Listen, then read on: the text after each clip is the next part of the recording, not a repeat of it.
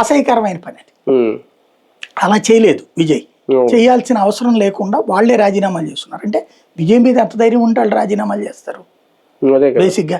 AIADMK ఎమ్మెల్యేలు వాళ్ళు, అందులో మొన్న ఇంత టఫ్ ఫైట్ లో గెలిచిన వాళ్ళు.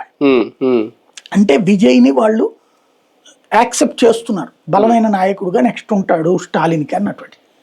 స్టాలిన్ కి వచ్చేటప్పటికి ఏమైపోతుందంటే ఈ ట్రిప్ కాకపోతే నేను జీవితంలో ముఖ్యమంత్రిని కాలేను అని పడగొట్టాలనుకుంటున్నాడు. ఇప్పుడు ఇక అతని వల్ల కాదు.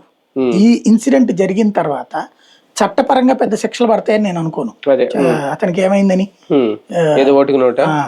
ఓటు కోట్లు ఇప్పటికీ సాగుతూనే ఉంటది, ఊరకనే కాలక్షేపం తప్పించి ఏముండదు, అక్కడ ఏమీ అవ్వదు. కానీ కాకపోతే జరగబోయేది ఏంటంటే విజయ్ ఇప్పుడు నిన్నటిదాకా వీళ్ళందరినీ వచ్చారు వాడుకుంటున్నాడు అంతే.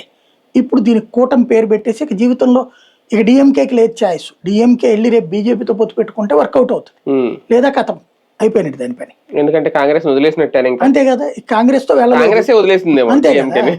ఇంకోటి ఏంటంటే వీళ్ళని చూసేశారు, 69 సంవత్సరాల నుంచి భరించారు డిఎంకే ఏడీఎంకే ప్రజలు. ఇంకెంతకాలం భరిస్తారు ఈ కుటుంబాలు, ఈ వ్యవహారము?